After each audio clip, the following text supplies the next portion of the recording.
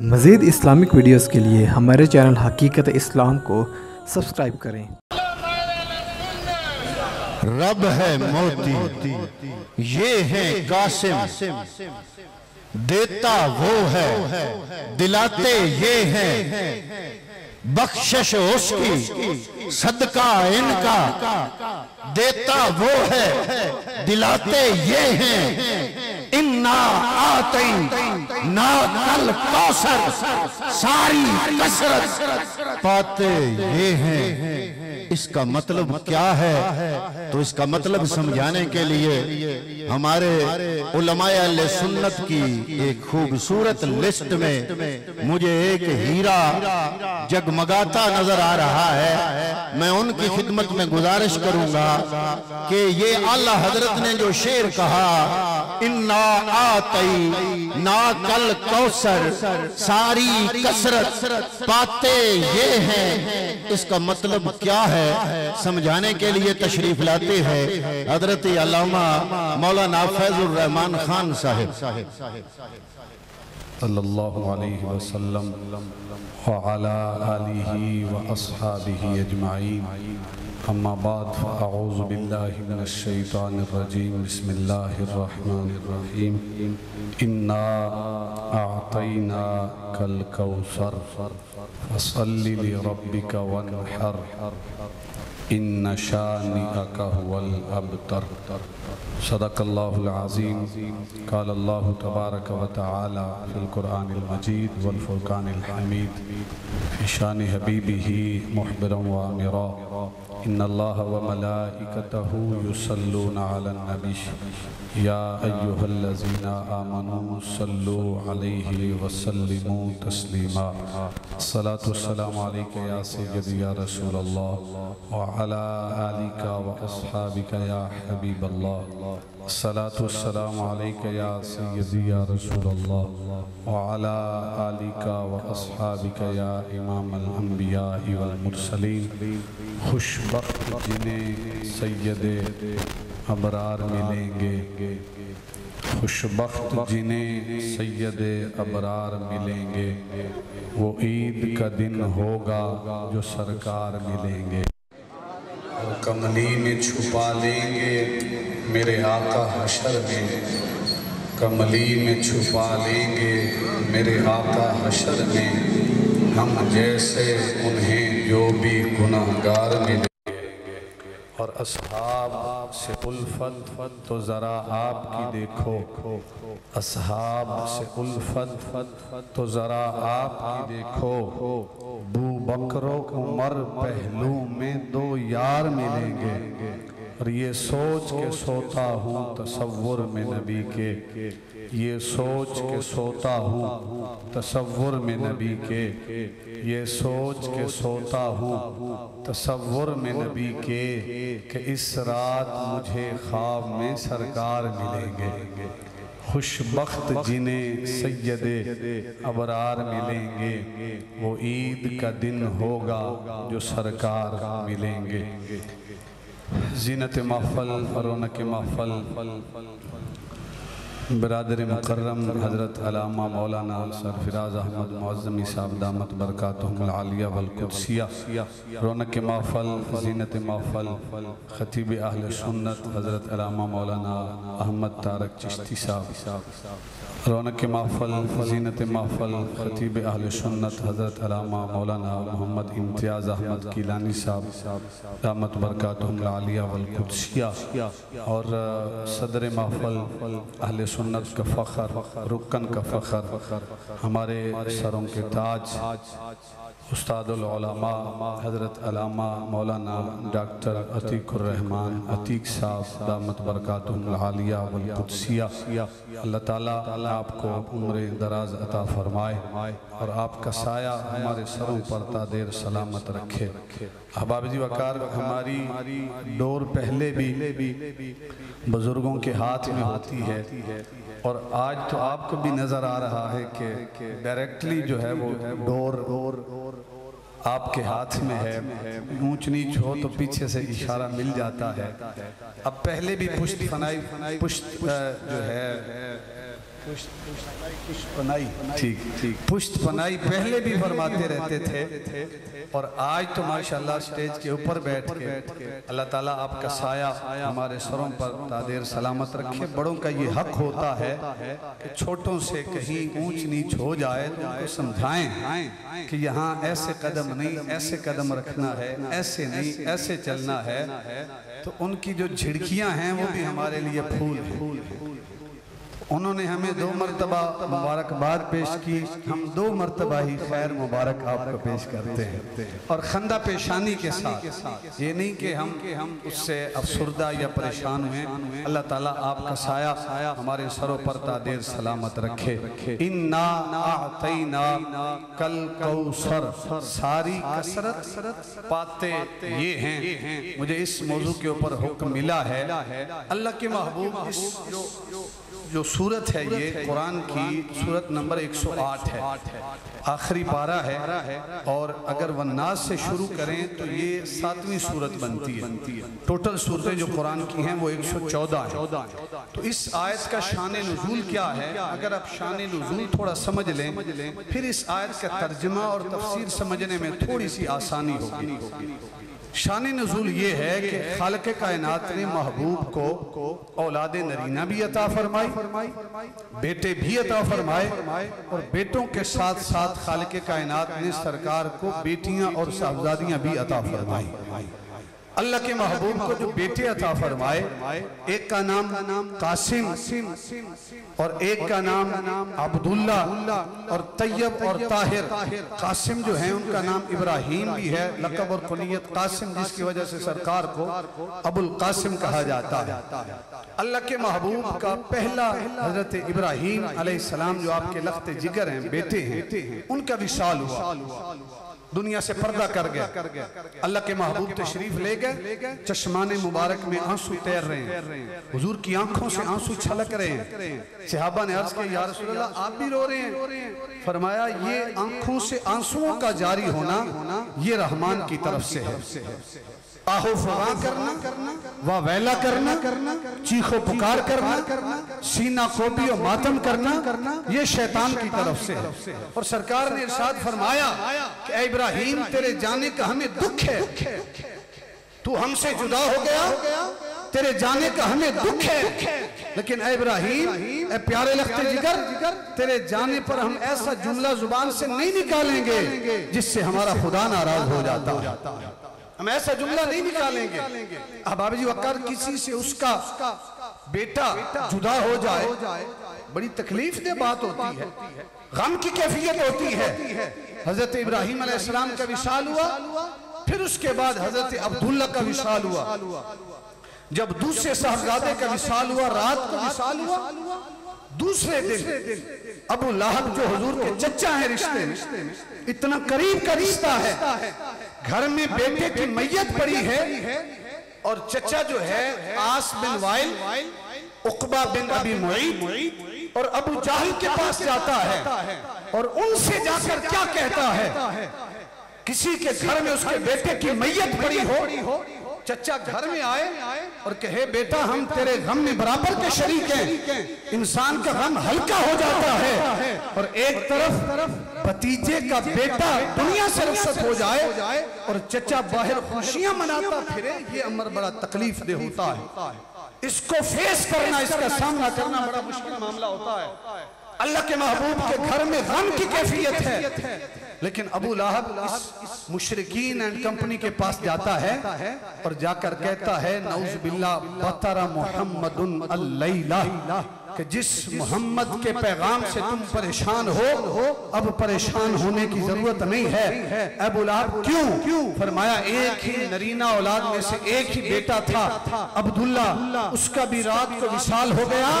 اب چند صحابہ ہیں جنہوں نے سرکار کا کلمہ پڑھا ہے، اولاد نرینہ ہے کوئی نہیں۔ جب اللہ کے محبوب دنیا سے جائیں گے، مسلمانوں کا نبی دنیا سے جائے گا، میرا بھتیجا دنیا سے جائے گا، اس کا ذکر ختم ہو جائے گا، اس کا نام و نشان مٹ جائے گا، کوئی نام لینے والا نہیں ہوگا۔ اس نے کہا بطر محمد اللیلہ، کہ آج کی رات نعوذ باللہ محمد ابتر ہو گیا۔ اب اس کی نسل نہیں چلے گی، اس کا بیٹا فوت ہو گیا ہے۔ احباب جو اگر گھر میں بیٹے کی میت پڑی ہو، اپنا چچا باہر اعلان کرتا پھر رہا ہو، یہ کتنا تکلیف دہ مرحلہ ہوتا ہے، لیکن خالق کی بارگاہ سے آواز آتی ہے، اے محبوب تو پریشان ہے، تیری ذات پہ حملہ ہوا، تجھے دکھ دیا گیا، تجھے تکلیف دی گئی، لیکن اے محبوب تجھے جواب دینے کی ضرورت نہیں ہے، جواب عرش کا خدا تیری طرف سے عطا کرے گا۔ تجھے جواب دینے کی ضرورت نہیں ہے، تیرا خدا عرش سے جواب عطا کرے گا۔ اور جواب کیا آیا؟ فرمایا اِنَّا اَعْتَيْنَا کل کوثر، اے محبوب ہم آپ کو عطا کریں گے الکوثر، ہم آپ کو کوثر عطا کریں گے۔ فصلی، پس آپ اس کے شکرانے میں نماز پڑھیں، لربک، اپنے رب کی خاطر، ونحر، اور قربانی کیجئے، ان شانئک ھو الابتر، اے محبوب تو ابتر نہیں ہے، تیرا ذکر ختم نہیں ہوگا، تیرا ذکر قیامت تک کے لیے جاری رہے گا، جبکہ تیرے دشمنوں کا نام و نشان میں دنیا میں ہی مٹا کے رکھ دوں۔ آج کہیں تلاش کریں نا ابو لہب کی اولاد، ابو جہل کی اولاد، عقبہ بن ابی معیط کی اولاد، عاص بن وائل کی اولاد، کہیں آپ کو نظر نہیں آئے گی، لیکن اللہ کے محبوب کے نسلی بیٹے خون فاطمی میں سے آج ہر شہر میں، ہر محلے میں آپ کو نظر آئیں گے۔ یہ تو آپ کے جو نسبی بیٹے ہیں، اللہ کے محبوب نے فرمایا نا لوگوں کی نسل بیٹوں سے چلتی ہے، میری نسل میری لخت جگر سیدہ کائنات کے بطن سے چلے گی، بے شک بے شک بے شک، میری نسل حسن و حسین سے چلے گی۔ آج حسنی اور حسینی سید آپ کو ہر شہر میں نظر آتے ہیں، یہ تو نسبی بیٹے ہیں۔ خالق کائنات نے حضور کو جو روحانی بیٹے عطا کیے ہیں، کوئی اجمیر شریف میں بیٹھ کے روحانی بیٹوں کے فرائض سر انجام دے رہا ہے، کوئی زمین بغداد میں بیٹھ کے حضور کے روحانی بیٹے کے فرائض سر انجام دے رہا ہے، کوئی داتا کی نگری میں لیٹ کے حضور کے روحانی بیٹوں کے فرائض سر انجام دے رہا ہے، کوئی سرزمین سیال شریف پہ حضور شیخ الاسلام کی شکل میں حضور کی روحانی اولاد کے فرائض سر انجام دے رہا ہے، کوئی سرزمین بھیڑا شریف میں حضور ضیاء الامہ رحمت اللہ تعالی علیہ کی شکل میں حضور کے روحانی اولاد کی شکل میں فرائض سر انجام دے رہے ہیں۔ واہ واہ واہ، نسلی بیٹے بھی قیامت تک کے لیے چلیں گے، اور روحانی بیٹے بھی قیامت تک کے لیے چلیں گے۔ خالق کائنات نے فرمایا اِنَّا اَعْتَيْنَا، اے محبوب ہم نے آپ کو عطا کیا۔ ایک ہے عطی، علماء تشریف فرما، ایک ہے اعطی، ان دونوں میں فرق ہے۔ عطی ہوتا ہے عارضی دینا، یہ مائک نشاد صاحب کا ہے، میں اس وقت اس مائک کا مالک ہوں، لیکن عارضی، یہ نہیں کہیں گے کہ تقریر کے بعد اپنی مسجد میں جا کے رکھو، کیوں؟ عارضی مائک ہے، یہ عطی ہے۔ ایک ہے اعطی، اعطی کا معنی ہوتا ہے عطیہ کرنا، عطیہ سے مراد ہوتا ہے کہ محبوب ہم نے جو کچھ دیا ہے عارضی نہیں دیا، ہم نے مالک بنا دیا ہے۔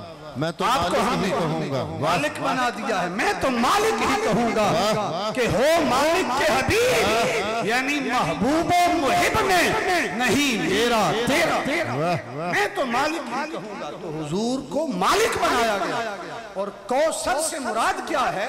امام مجاہد جو حضرت عبداللہ ابن عباس رضی اللہ تعالیٰ عنہ کے شاگرد ہیں، عبداللہ ابن عباس رضی اللہ تعالیٰ عنہ وہ شخصیت ہیں جنہوں نے تفسیر قرآن کا علم اللہ کے محبوب کی بارگاہ سے حاصل کیا ہے، اور ان سے پھر امام مجاہد نے لیا۔ امام مجاہد رحمت اللہ تعالیٰ علیہ فرماتے ہیں الکوثر سے مراد ہے ای الخیر کلہ، یعنی جتنا بھی خیر ہے، کل کا کل خیر، اے محبوب ہم نے آپ کی جھولی میں ڈال دیا ہے۔ کل کا کل خیر کیا ہے؟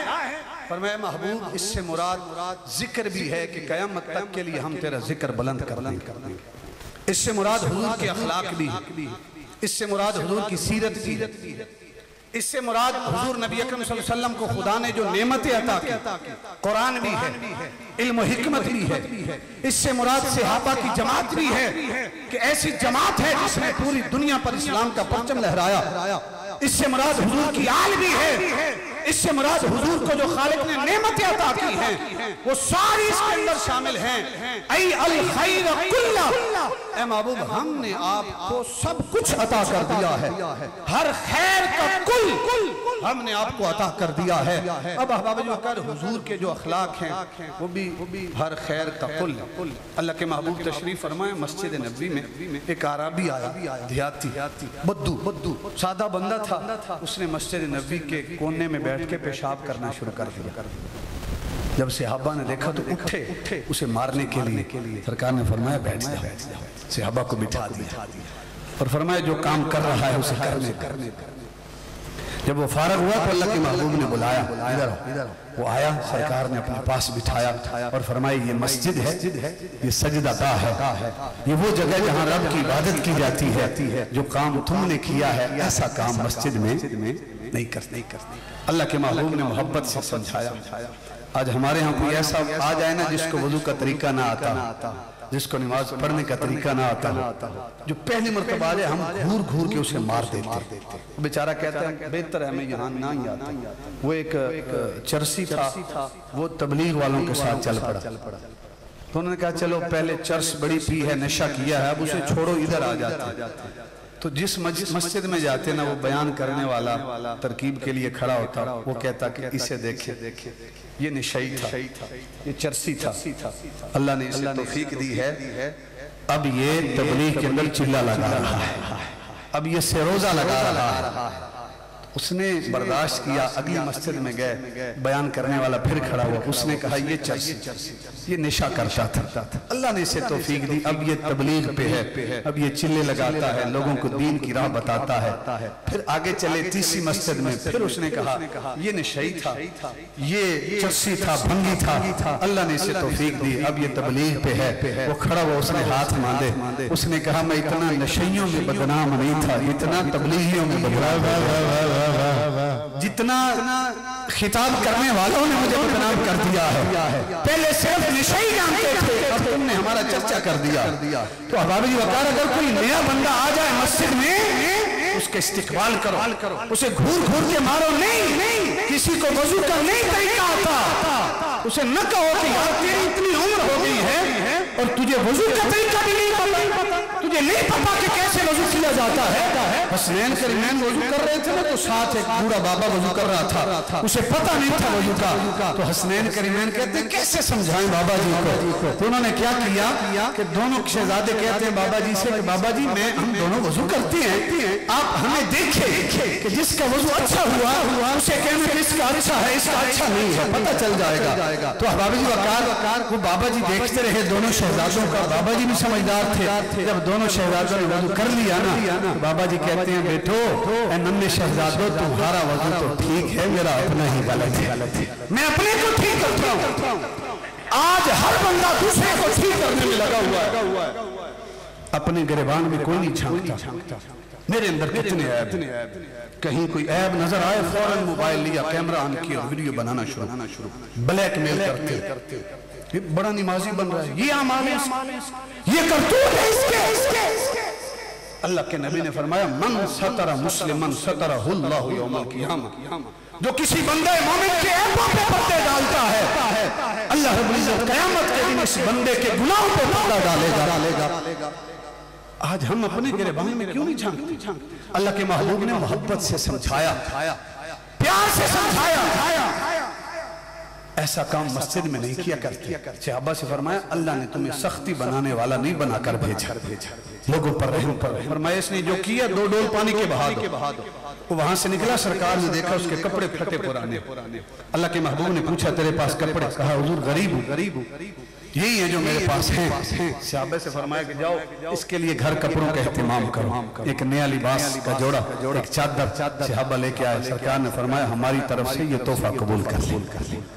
اسے تحفہ دیا جس نے مسجد میں پیشاب کیا، وہ جانے لگا تو دیکھا اس کے پاس سواری نہیں، پیدل چل رہا۔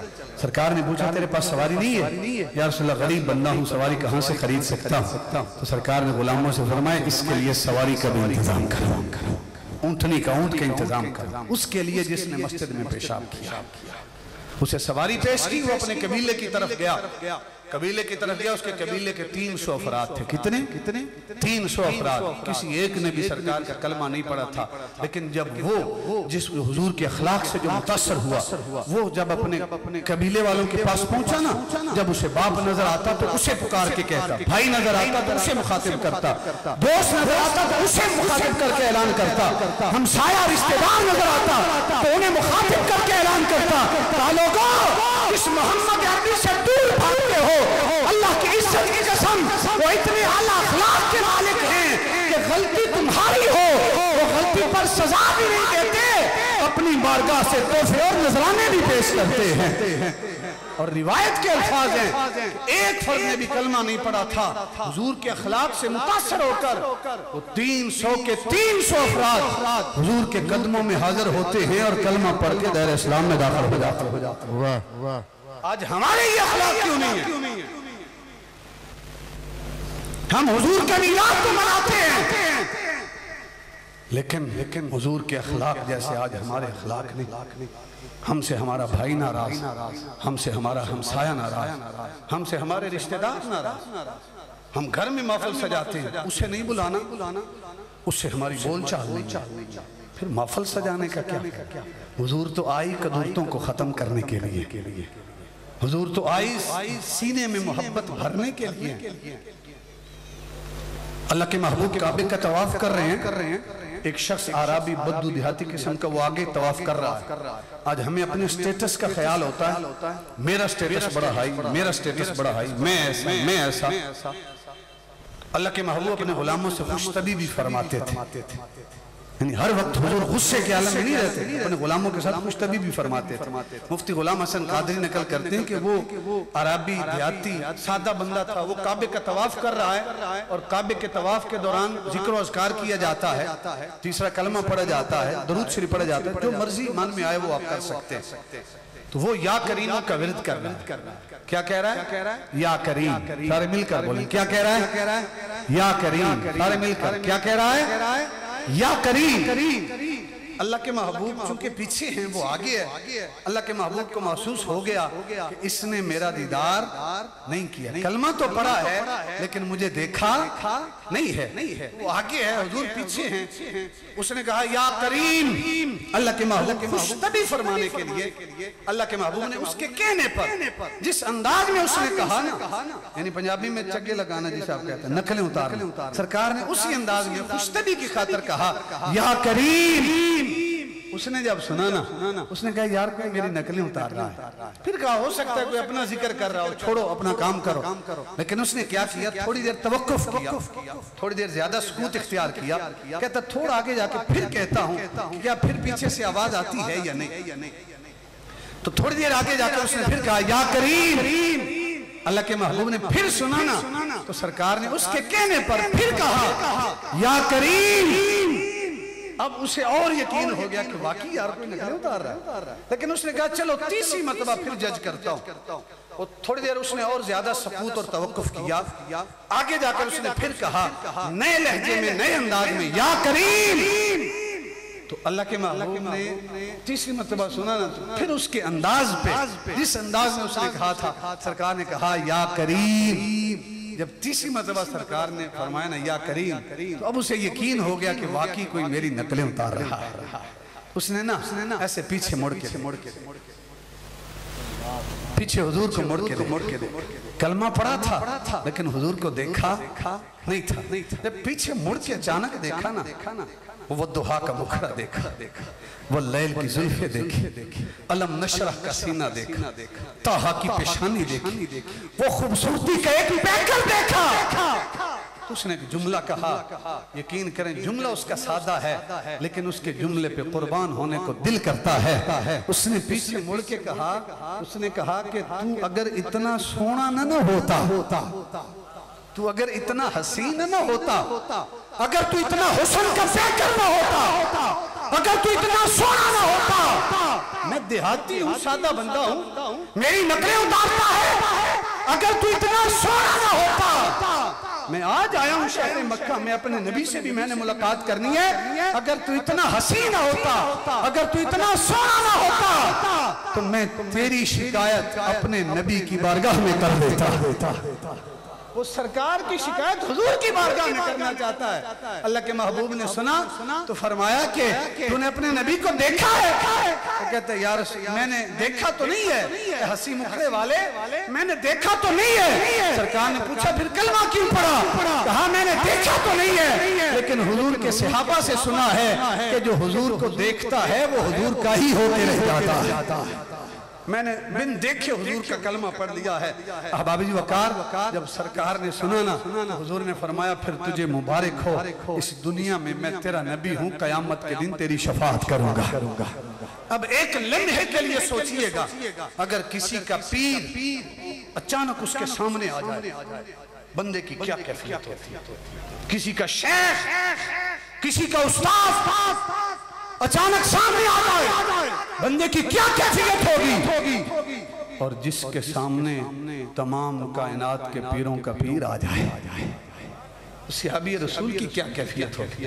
صحابی رسول قدموں میں گرتے، حضور کے قدموں کو بوسے دیتے اور بوسے دیتے ہیں اور زبان حال سے کہتے ہیں کہ یہ ناز یہ انداز ہمارے نہیں ہوتے، جھولی میں اگر ٹکڑے تمہارے نہیں ہوتے، اور بیدان بک جائیے بازار نبی میں، اس شان کے سودے میں خسارے نہیں ہوتے۔ اللہ کے محبوب نے اٹھایا اور فرمایا میرے ساتھ عجمی بادشاہوں والا رویہ نہ اختیار کرو۔ حضور اس کے ساتھ گفت و شنید کر رہے ہیں، خالق کائنات نے جبریل امین کو بھیجا، سرکار کی بارگاہ میں سلام بھیجا، سرکار کی بارگاہ میں سلام کے بعد کہا یا رسول اللہ رب کا پیغام لے کے آیا ہوں، میری آخری باتیں رب کا پیغام لے کے آیا ہوں۔